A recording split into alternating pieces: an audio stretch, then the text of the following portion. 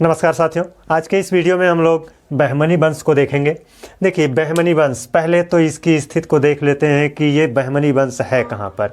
तो आप लोग जानते हैं कि दिल्ली सल्तनत में एक शासक हुआ करता था जिसका नाम था मुहम्मद बिन तुगलक। तुगलक वंश का वो शासक था और उस मुहम्मद बिन तुगलक के शासन काल के अंतिम दिनों में दक्षिण भारत में विद्रोह हुए थे और दो वंश महत्वपूर्ण वंश के रूप में उभर कर सामने आए थे। उनमें से एक था विजयनगर साम्राज्य, जो कि 1336 में स्थापित हुआ था। ये क्या नाम है, हरिहर और बुक्का नाम के दो सगे भाइयों ने विद्रोह करके इस विजयनगर साम्राज्य को स्वतंत्र कराया था, जो कि एक हिंदू राजवंश था। और दिल्ली तो हमारा इधर है, इधर से आपका दक्षिण में ही क्या हुआ था, यहाँ पर बहुत सारे अमीर मुसलमान एकजुट हो करके शासक मुहम्मद बिन तुगलक के विरुद्ध क्या किए कि विद्रोह किए। और उन लोगों ने यहाँ पर इस क्षेत्र में, जो महाराष्ट्र वाला क्षेत्र है, इस महाराष्ट्र वाले क्षेत्र में इन लोगों ने मिल करके एक वंश स्थापित किया और उसका नाम था बहमनी वंश। और उन सभी अमीर लोगों में जो नेता के रूप में था, उसी को शासक बनाया गया। जो नेता के रूप में था उसका नाम था जफर खां, उसी को हसन गंगू के नाम से भी जाना जाता है ना। और ये जब शासक बना है तो उपाधि धारण किया अलाउद्दीन हसन बहमन शाह। अलाउद्दीन हसन बहमन शाह की उपाधि धारण करके यहाँ पर महाराष्ट्र में बहमनी वंश स्थापित करके शासक बनता है और शासन करता है 1346 से लेकर के 1358 ईस्वी तक ये शासन करता है। अब देखिए, ये जो अलाउद्दीन हसन बहमन शाह, जिसको कभी हसन गंगू और जफर खां के नाम से भी जाना जाता था, है ना, ये इसका तो पुराना नाम है। इसने वंश स्थापित किया है तो राजधानी बनाएगा, तो इसकी राजधानी क्या थी? गुलबर्गा थी। यहाँ से एग्जाम में क्वेश्चन पूछ लिया जाता है कि बहमनी वंश की राजधानी क्या थी, कहाँ थी? तो गुलबर्गा इसकी क्या थी? राजधानी थी। और बहमनी वंश की जो राजभाषा थी वो कौन सी राजभाषा थी? वो इसकी राजभाषा मराठी राजभाषा थी। देखिए, ये जो अलाउद्दीन हसन बहमन शाह है ना, इसने जब शासन करना शुरू किया तो इसने अपने साम्राज्य को 4 भागों में बांट दिया और 4 भागों में बांट करके वहाँ पर सूबेदारों को नियुक्त किया। वो 4 भाग क्या हैं? एक है गुलबर्गा, दौलताबाद, बरार और बीदर। इसी बहमनी साम्राज्य के आसपास, है ना, यहाँ आपका गुलबर्गा, अहमदाबाद, है ना, बरार, ये है आपका बरार यहीं पर है। और इधर क्या है? नहीं, बरार इधर है, बरार, है ना, बरार। और इधर क्या है? बीदर। तो इस तरह से यहाँ पर बहमनी वंश के आसपास जो बहमनी वंश पूरा साम्राज्य था उसमें उसको 4 भागों में बांटा गया और सब चारों जगह क्या नियुक्त किए गए? सूबेदार नियुक्त किए गए। अब एक क्वेश्चन बहुत महत्वपूर्ण है जो कि यहाँ से पूछा जाता है, वो ये है कि जो बर्नी थे, है ना, ये बर्नी जो कवि हैं, ये किसके दरबार में रहते थे? ये पूछ लिया जाता है। तो बर्नी ये इसी अलाउद्दीन हसन बहमन शाह के दरबार में रहते थे और बर्नी के द्वारा जो लिखी गई पुस्तक है वो है तारीख ए फिरोज शाही पुस्तक। अब बर्नी के साथ इसमी भी इसी हसन बहमन शाह के दरबार में, अलाउद्दीन हसन बहमन शाह के दरबार में बर्नी और इसमी दोनों लोग रहते थे। बर्नी की पुस्तक तारीख ए फिरोज शाही है, इसमी की पुस्तक फुतुह उस झलातीन है। और ये अलाउद्दीन हसन बहमन शाह ने जब वंश को स्थापित किया ना, पहले तो ये हिंदुओं से थोड़ा बहुत, कहने का मतलब है, कर वसूल करता था, है ना, जजिया कर के रूप में। लेकिन धीरे धीरे उसने क्या किया, वो समझ गया कि ये एक वंश, एक नया वंश है, इसको स्थापित होने के लिए, मजबूत होने के लिए सबका सहयोग ज़रूरी है। अगर यहाँ पर कुछ भी अनैतिक होता है तो वहाँ विद्रोह हो सकता है। इसलिए उसने क्या किया, शुरुआत में जजिया कर तो लिया, लेकिन धीरे धीरे क्या किया, हिंदुओं के ऊपर से जजिया कर समाप्त कर दिया, इसी उद्देश्य से कि ताकि हिंदू लोग विद्रोह ना कर सकें। क्योंकि इधर आपका विजयनगर साम्राज्य था और ये जो कि हिंदू राजवंश था, और इधर के हिंदू अगर परेशान होंगे तो वो विजयनगर साम्राज्य, कहने का मतलब विजयनगर साम्राज्य और बहमनी साम्राज्य दोनों के बीच जो संघर्ष होता है, उस संघर्ष में हिंदू लोग बहमनी वंश के शासक का साथ नहीं देंगे। तो इसी उद्देश्य से उसने क्या किया कि ये बहमन शाह ने हिंदुओं के ऊपर से जजिया कर समाप्त कर दिया था और इस बहमन शाह की मृत्यु 11 फरवरी 1358 ईस्वी को हो गई। और इसके बाद जो शासक बना है ना, उस शासक का नाम है मोहम्मद शाह प्रथम। मोहम्मद शाह प्रथम। और ये मोहम्मद शाह प्रथम 1358 से लेकर के 1375 ईस्वी तक शासन किया। और यहाँ से बहुत बढ़िया क्वेश्चन ये पूछा जाता है कि सबसे पहले, देखिए, सबसे पहले बारूद का प्रयोग किसने किसके विरुद्ध किया था? तो ये जो मोहम्मद शाह है, मोहम्मद शाह ने सबसे पहले बुक्का के विरुद्ध, देखिए बहमनी वंश का दूसरा शासक था, पहला शासक हरिहर था, दूसरा शासक उसका भाई बुक्का था। तो बुक्का के विरुद्ध इस मोहम्मद शाह प्रथम ने पहली बार बारूद का प्रयोग किया था। और ये देखिए एक चीज़ आप लोग यहाँ वहाँ भी देखे होंगे, जब मुग़ल वंश था उसमें बाबर है और बाबर क्या करता है कि बारूद का प्रयोग करता है ना। तो बारूद का प्रयोग उत्तर भारत में सबसे पहले बाबर ने किया है, लेकिन दक्षिण भारत में सबसे पहले बारूद का प्रयोग इस मोहम्मद शाह प्रथम द्वारा किया जाता है। किसके विरुद्ध? विजयनगर साम्राज्य के शासक बुक्का के विरुद्ध, है ना। अब देखिए ये जो मोहम्मद शाह है, इसका संघर्ष, मोहम्मद शाह का जो संघर्ष है वो बहमनी वंश के शासक बुक्का के विरुद्ध है ही है। तो यहाँ पर किस लिए संघर्ष है ये आपको हमने पिछले वीडियो में बताया था। ये आपका कृष्णा नदी और ये आपका तुंगभद्रा नदी, तो इन दोनों नदियों के बीच का जो दोआब क्षेत्र है, यहाँ पर रायचूर दोआब क्षेत्र है। उसी रायचूर दोआब क्षेत्र के लिए इन दोनों वंशों में संघर्ष होता था। तो यही चीज़ यहाँ पर लिखा गया है कि मोहम्मद शाह प्रथम का जो संघर्ष है विजयनगर साम्राज्य के शासक बुक्का से, वो किस लिए है? रायचूर दोआब के विरुद्ध इनका संघर्ष है। अब देखिए मोहम्मद शाह द्वितीय का शासनकाल। ये मोहम्मद शाह द्वितीय ये 1378 ईस्वी से 1397 ईस्वी तक शासन करता है। देखिए दोस्तों, इसकी तिथियों को लेकर के थोड़ा सा आप कंफ्यूज होंगे कि 75 में इसका शासनकाल खत्म हुआ तो 1378 से इसका शासन काल क्यों प्रारंभ होता है। बीच बीच में कुछ शासक आए हैं जो 6 महीने या 1 साल या 2 साल तक शासन किए हैं, लेकिन उन्होंने कोई ऐसा ऐतिहासिक कार्य नहीं किया जो कि इतिहास में अपना स्थान बना सके। इस वजह से उनको हमने क्या किया है? बाहर कर दिया है। और वो वहाँ से क्वेश्चन भी नहीं आता, उनको पढ़ना भी बेकार है, टाइम वेस्ट करने के बराबर है। अब देखिए मोहम्मद शाह द्वितीय का शासनकाल।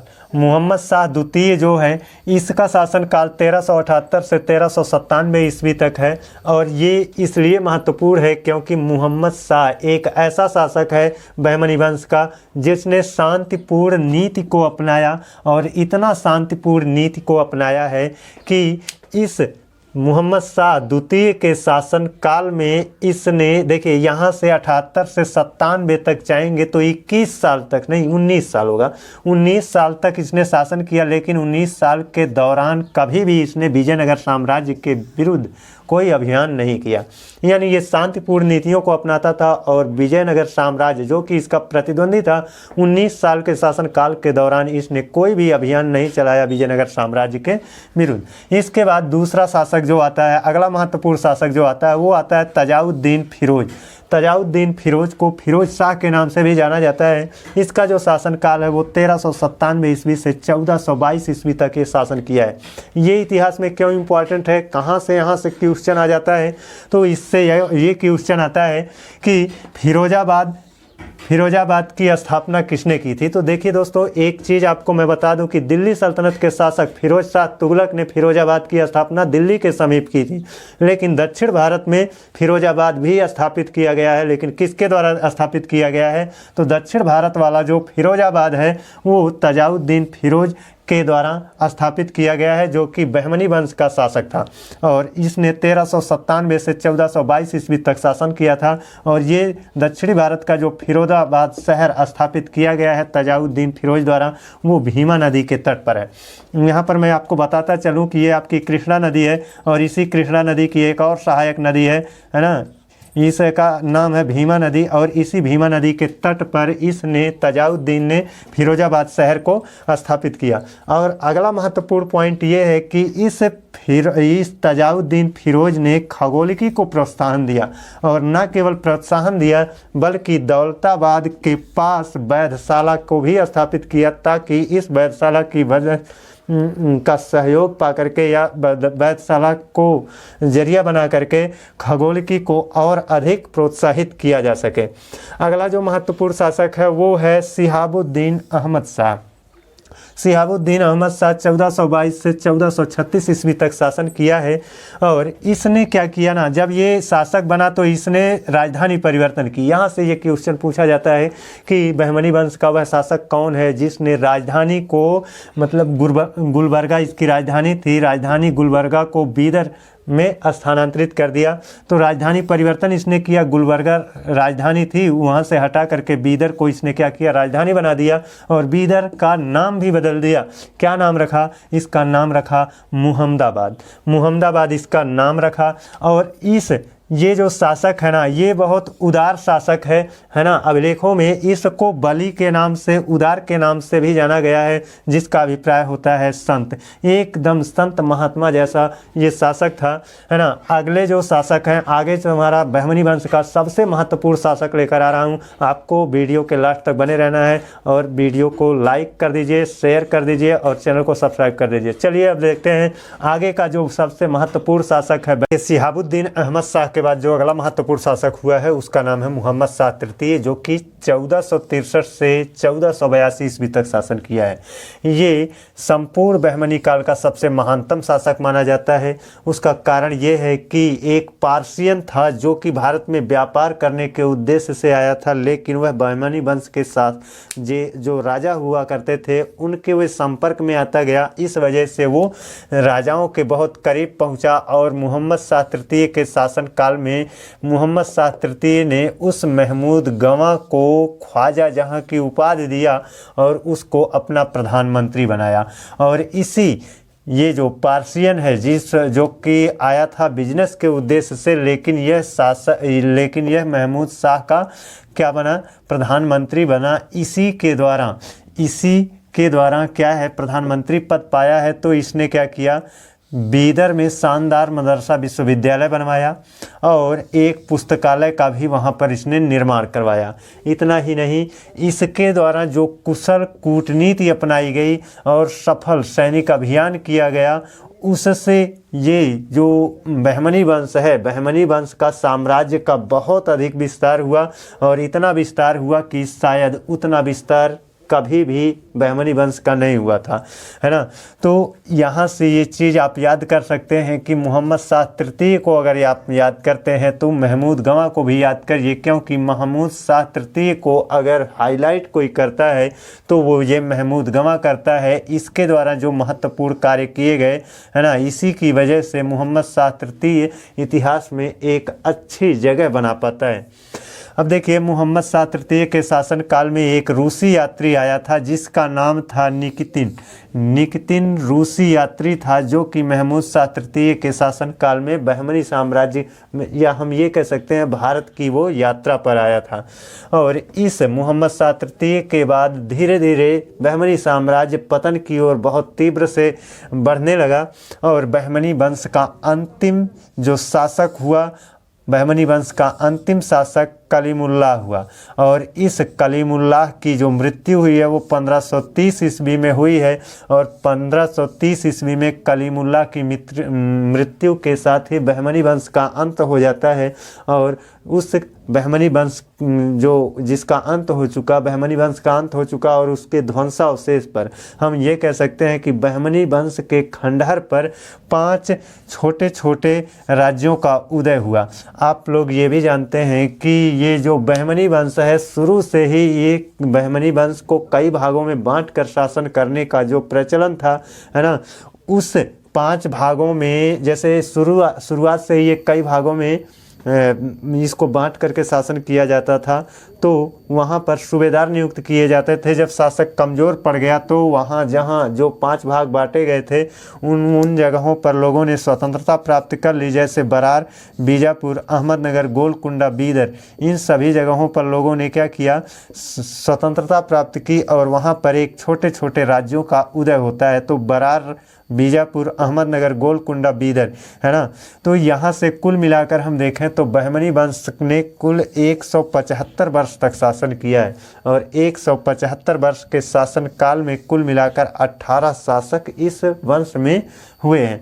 अब चलिए थोड़ा सा एक नज़र में हम लोग बरार, बीजापुर, अहमदनगर, गोलकुंडा और बीदर को भी देख लेते हैं। तो जो बरार राज्य है ना, बरार राज्य है, इसको फतेहुल्लाह इमाद शाह ने स्थापित किया था और इमाद शाह, फतेहुल्लाह इमाद शाह ने स्थापित किया और अपने ही नाम से इमाद शाही वंश की स्थापना ये करता है।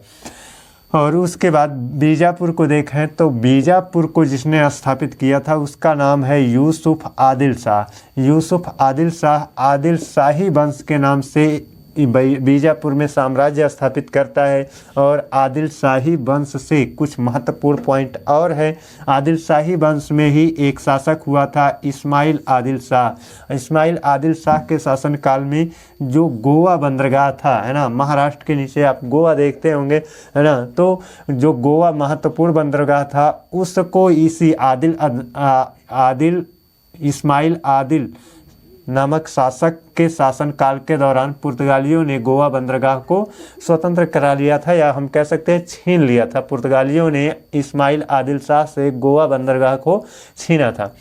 और इसी वंश में इब्राहिम आदिल शाह द्वितीय एक शासक हुआ था जिसको जगत गुरु की उपाधि दी गई थी और इसने संगीत ग्रंथ लिखा था। उस संगीत ग्रंथ का नाम था नौरस, है ना।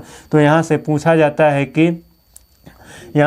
जाता है कि जगत गुरु की उपाधि किसे दी गई थी, तो इब्राहिम आदिल शाह द्वितीय को जगत गुरु की उपाधि दी गई थी। अब यहाँ पर बीजापुर में जो मुख्य स्थापत्य को देखें तो गोल गुंबद यहाँ का बीजापुर में मुख्य स्थापत्य के रूप में जाना जाता है।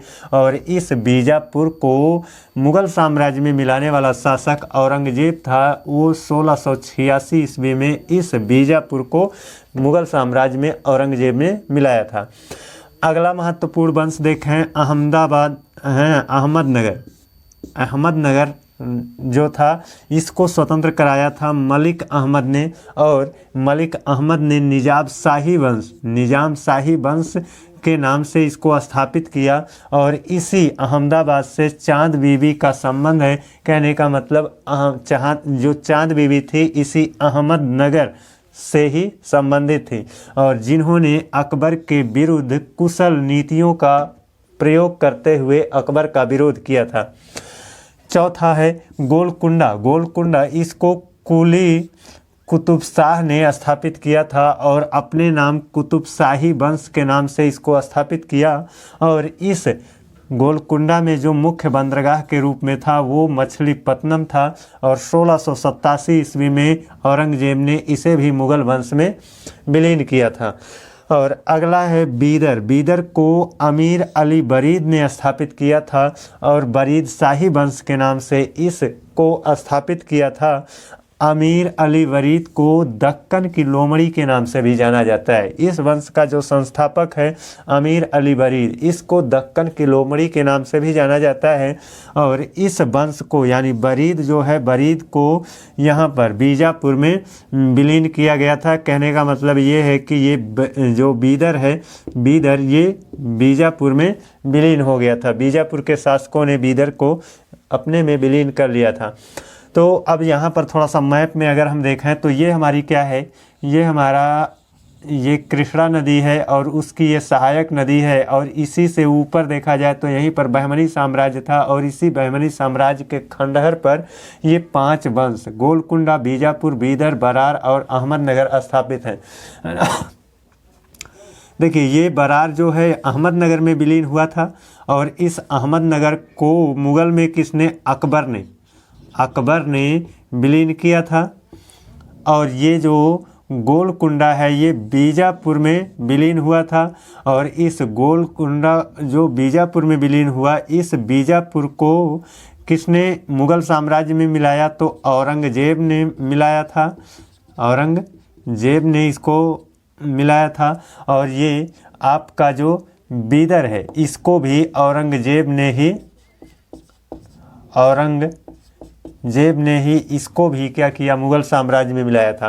तो ये जो बहमनी वंश के ध्वंसावशेष पर बने 5 राज्य थे, यहाँ से इन छोटी छोटी चीज़ों को आप याद कर लेंगे, जो कि एग्ज़ाम में बहुत मदद करता है। तो आज का हमारा वीडियो कैसा रहा आप लोग कमेंट करके बताइएगा, है ना। अगले दिन आप लोगों से एक नए टॉपिक के साथ मिलते हैं, तब तक के लिए धन्यवाद।